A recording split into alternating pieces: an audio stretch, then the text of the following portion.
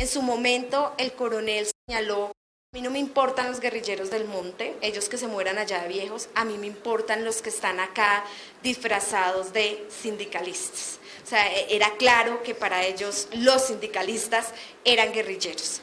Y efectivamente esta ha sido una concepción que se utiliza en todos los organismos de inteligencia, en donde a las organizaciones de derechos humanos, a las organizaciones de movimientos sociales, nos enlazan y creen que somos o el brazo jurídico o el brazo social de los grupos guerrilleros. Esta es efectivamente una parte de los archivos de AZ, en donde pues presentan un resumen ejecutivo y lo que significa la guerra jurídica internacional contra Colombia. Y hacen un resumen, y ahí podemos ver también cómo ellos, el DAS hizo en su momento seguimientos no solo contra organizaciones colombianas, sino seguimientos también internacionales. Hicieron seguimiento contra miembros de la Comisión Interamericana de Derechos Humanos, contra miembros del Alto Comisionado de Naciones Unidas hasta de parlamentarios europeos. Acá vemos otro de los archivos en donde dice que la operación Intercambio, el objetivo es neutralizar la influencia en Corte Interamericana de Derechos Humanos de las organizaciones de derechos humanos pues, que participamos allí, entre ellos el colectivo, y la estrategia de desprestigio y sabotaje.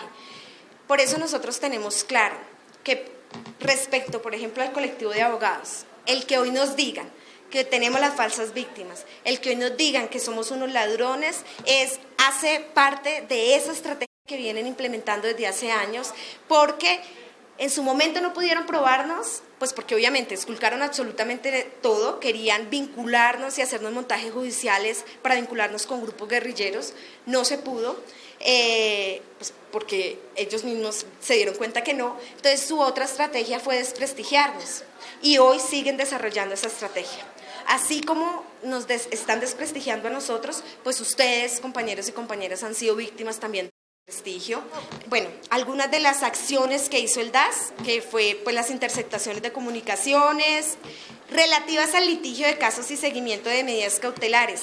Miren, el tema de, por ejemplo, de Mapiripán fue un hecho pues que ellos sabían, hicieron todo un seguimiento, vieron todo el proceso, y fue el objetivo de ellos causar el desprestigio pues que habían pretendido causar, y que afortunadamente nosotros hemos contado con el respaldo de los movimientos sociales, hemos contado con el respaldo de los movimientos de víctimas, y no han logrado su objetivo, y nuestro trabajo, esperamos pues seguir demostrando que con nuestro trabajo no es cierto todas estas calumnias que han pretendido establecer. Y bueno, otro tema fue la creación de las falsas ONGs. Esto también ha sido planeado con el tema sindical.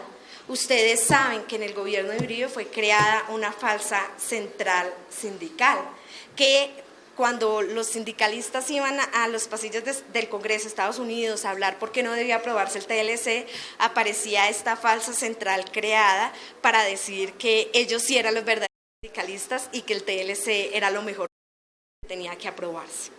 Como ya me queda poco tiempo, quiero saltar a otra que es la más importante, que ustedes no la conocen, y es efectivamente la Operación Pegaso. La Operación Pegaso, así se denominó toda la inteligencia que le hicieron a la Central Unitaria de Trabajadores. Se llamó para estas diapositivas, para aclarar, no son hechas por mí. Estas diapositivas fueron encontradas en los archivos del DAS. Esta Operación Pegaso, el objetivo, como ustedes pueden leer, el objetivo que ellos tenían era establecer enlaces internacionales de las FARC en Europa y Latinoamérica. Oigan pues el objetivo.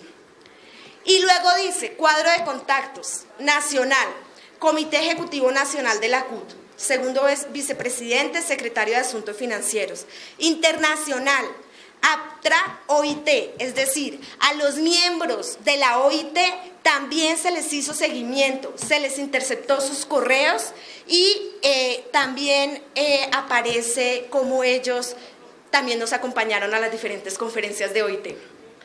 Y le hicieron un seguimiento especial pues a Patricio Zambunino, que ustedes pues la mayoría saben quién es.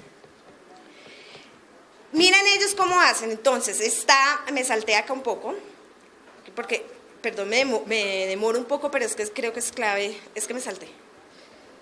Ya. CUT, entonces hacen toda la relación de que la CUT, que es el Comité Ejecutivo Nacional, la cuota de subdirectivas y sindicatos nacionales, el sector democrático y el sector clasista, cuántas son las subdirectivas y cuántos son los sindicatos conformados por la CUT. Estado de la operación, se establece estructura y organigrama, se evalúa las posibilidades negativas y positivas.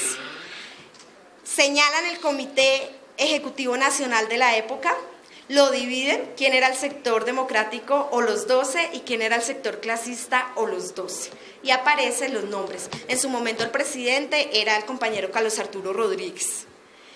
Los avances estuvieron en la participación en el encuentro de la innovación partidista de las izquierdas en América Latina, Quito, Ecuador. Varios de los que están acá sentados estuvieron en ese encuentro. Todos los que estuvieron en ese encuentro aparecen fotos registradas de cada uno de ustedes.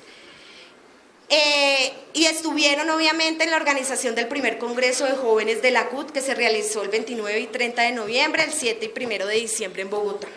Esta fue una presentación que organizó en su momento un agente del DAS, que no hemos podido identificar quién es porque ellos se manejaban con códigos, pero también está claro, como lo denunciaron en su momento los compañeros de la CUT, está probado porque lo dice en un informe, los esquemas de seguridad de ese entonces, algunos, no todos, ojo, estaban infiltrados. Y lo dice en memorandos que entregaron. Entonces, esto es importante verlo porque efectivamente desde ese entonces, miren todo el seguimiento que había y bueno, hoy tristemente tenemos a uno de los dirigentes de la CUT encarcelado por ser precisamente señalado como una supuesta persona que recibía fondos para la FARC desde Europa. Y si ustedes se dan cuenta, a esto obedece la Operación Pegaso. Entonces, ya me avisaron el tema del tiempo, pero sí es importante que tengamos en cuenta pues como a todos aquellos que reclamamos nuestros derechos, pues se nos ha criminalizado de diferentes formas.